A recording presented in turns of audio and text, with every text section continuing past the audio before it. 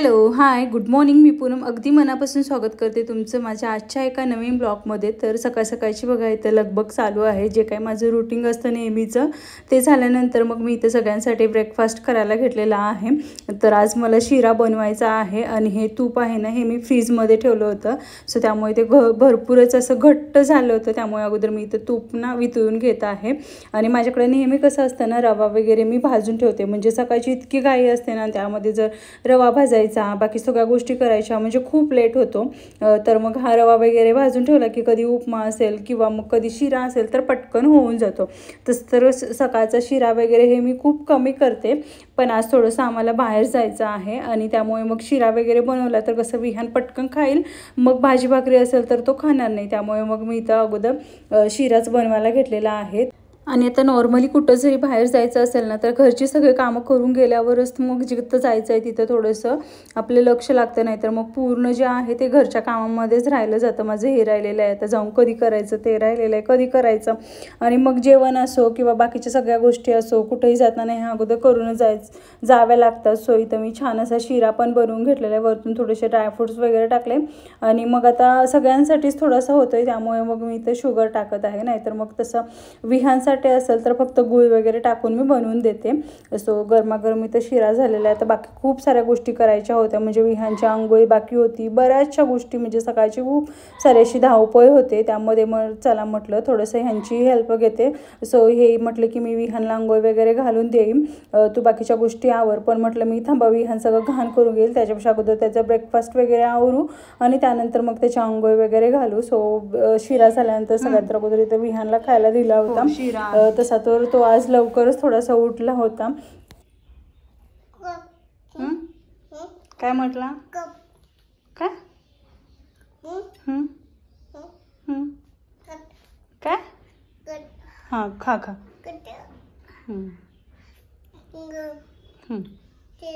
हो शिरा.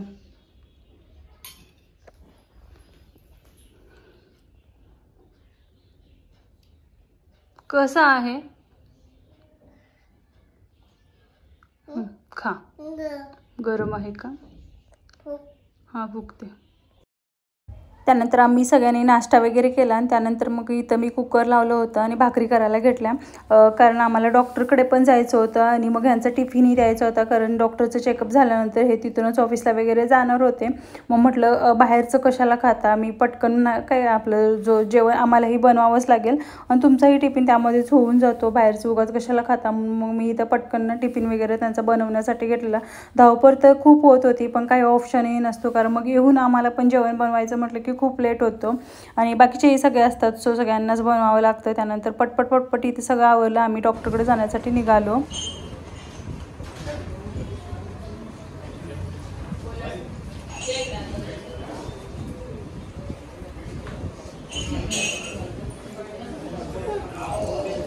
बेबी कसं रडते, बेबी कसं रडते.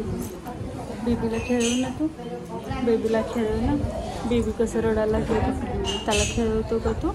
बेबी रडते ना ते, बेबीला खेळवतो का तू?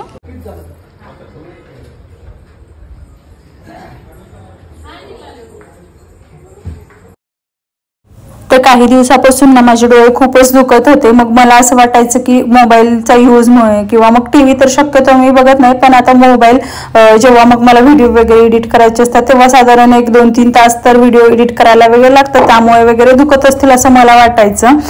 पण चला म्हटलं एकदा चेक करून घेऊ. मग आम्ही इथं आल्यावर चेक वगैरे केलं. ड्रॉप्स वगैरे टाकून मग ते डॉक्टरना चेक वगैरे करतात. तर त्यामध्ये थोडंसं असं समजलं की माझा जो राईट साईडचा डोळा आहे त्याने थोडंसं कमी दिसायला लागलेलं आहे. आणि आता कसं होतं ना की एकाच डोळ्यावर खूप भार पडल्यामुळे डावा डोळा माझा खूप दुखत होता. सो मग त्याला आता काही ऑप्शनही नाही होता. सो त्यांनी चेक वगैरे केलं आणि -5 मध्ये जो लेफ्ट साईडचा डोळा आहे ना तर तो नंबर आहे. तर मग ते बोलले की आता उजव्या साईडच्या डोळ्याला तर काही करू शकणार नाही पण तुम्ही थोडंसं स्क्रीन टाईम किंवा मग जो तुमचा डावा डोळा आहे ना तो तुम्हाला थोडंसं जास्त जपावं लागेल. मग मोबाईल असेल किंवा टी व्ही असेल हे सगळ्या गोष्टी तुम्हाला थोड्याशा कमी बघाव्या लागतील. मग मला तर थोडंसं टेन्शन आलं कारण साधारण 1-1.5 वर्षाच्या पाठीमागेही आम्ही सगळं चेक केलं होतं तेव्हाही त्याच डॉक्टरने आजच बोलले होते आणि मला 2 असे चष्मे दिले होते जेणेकरून एक फक्त मोबाईल वगैरे बघताना, टीव्ही बघताना यूज कर आणि एक असा नॉर्मल बाहेर वगैरे जाताना तू यूज करू शकतेस म्हणून. तर मी त्या पद्धतीने मग ते दोन्ही चष्मे यूज करत होते आणि त्या मॅमचं असं म्हणणं होतं की थोडे दिवस यूज करून बघू उजव्या डोळ्यामध्ये काही फरक तुला जाणवतो का म्हणून. तर मग मी सेम तसंच करत होते. पण मला असं वाटत होतं की आफ्टर डिलिव्हरीमुळे म्हणजे थोडंसं नाही का डोळ्यांमध्ये वगैरे हे होत असेल, त्यामुळे वगैरे दुखत असतील आणि मला हे ना थोडं समजूनच आलं नाही हे कशामुळे होतंय म्हणून. सो आता थोडंसं जास्त वाटत होतं म्हणून मग परत एकदा चेक केलं आणि ह्या आई डॉक्टरनी मग सेम आम्हाला असं सांगितलं. मला तर खूपच टेन्शन आलेलं आहे, कारण बाकी काय असेल तर हे करू शकतो पण डोळ्यांचं थोडंसं रिस्कीच वाटतं मला.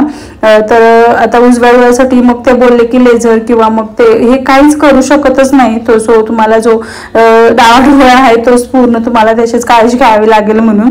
मग आता म्हटलं चला आता काय करायचं, मलाही काही समजत नव्हतं. मग त्यांनी जसे नंबर दिले तसे ते मग आम्ही चष्मे करायसाठी त्यांच्याकडे दिलेले आहे, ते 4 दिवसामध्ये भेटतील. पण आता मला थोडंसं व्हिडिओ एडिटिंग असेल किंवा मग टीव्ही काहीच असं जास्त बघता येणार नाही. आता जो हा व्हिडिओ बनवला होता तेवढा म्हटलं चला आपण एडिट करून टाकू, आता बाकी पुढे कसं काय काय होतं बघू. जर जास्त जमणारच नाही मला. आता 4 वाजलेले आहेत आणि विहान झोपला होता. तेवढ्या वेळात माझी बऱ्यापैकी सगळी छान कामं आवरून घेतली मी.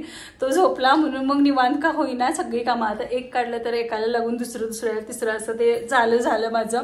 त्यानंतर सगळं साफसफाई वगैरे केली, फरशी वगैरे पुसली आणि थोडा वेळ मग मी शांत बसली होती आणि तेवढ्यात मग विहान उठला. सो विहान उठल्यावर त्याला मग खायला वगैरे दिलं. आता छान फ्रेश वगैरे केलं आणि बघा त्याला लिपस्टिक हवं होतं सो ते घेऊन बसलेला आहे. आणि जितकी मुलं लहान असताना त्रास देतात ना तेवढी आता मोठी झाली की असं मला वाटते की थोडं असं ना कमी त्रास देतात. अरे नको सगळं खराब करशील. नो बेटा नो, तू का पोरगी आहेस का? नको नको नको नको ना, कसं करायला लागलंय विहान? नको नको ना, काय चिची होत. नको नको ना, नको. गंध आहे विहान, गंध, चिची गंध. आणि जर कोणाला काही म्हणजे हाताला लागलं असेल काय लागलं असेल ना, चिची गंध असं करत राहतो सतत विहान. म्हणजे त्याला एवढंही काही लागायचं नाही हो ना.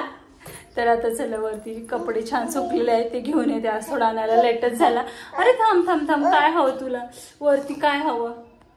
आता विहानसाठी ना एक साईडला दूध ठेवले गरम होण्यासाठी आणि हे बघा विहान ना वरती गेलेलं कपडे आणण्यासाठी तेव्हा खडे घेऊन आला आणि इथं सगळी किचन मध्ये ना खडे टाकतोय. बा नाही टाकायचे सोनू, नाही टाकायचे. इतके सारे खडे घेऊन येतो जेव्हा. बाबू नको ना टाकू, चिचू होतं तर बाहेर जाऊन खेळ ह्या खड्यांसोबत. आणि विचार असा चालू आहे माझा. थांबणार आहे बा 1 मिनिट. आता तर तुझी मी एवढी चांगली स्तुती केलेली की रे विहान त्रास देत नाही म्हणून, तर विहानचा परत दंगामस्ती चालू झाला. मी ना थोडासा विचार करत होती की मी जे इथं ना सगळे म्हणजे सगळ्या भरण्या हे ठेवते ना सगळे तिकडे ठेवावे. तिकडचे जे स्टीलच्या आहेत ना म्हणजे तांबे किंवा वाट्या ग्लास ते सगळे इथं मांडावे. कारण एक हे जे काय म्हणजे भांडी दिसतात परत इथे मध्येच हे दिसतं म्हणून.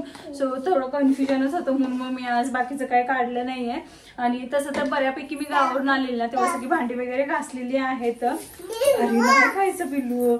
मग तेच मला काय कळत नव्हतं की इथंच हे भरणे राहू दे की तिकडं कसं होतं ना म्हणजे आता ग्लास वाट्या वगैरे ओले असतील आणि त्या जर तिकडे ठेवलं की ते बरोबर पाणी गळून बरोबर त्या ह्याच्यावर सुकतात. पण इकडे ठेवलं की ते सुकत नाही.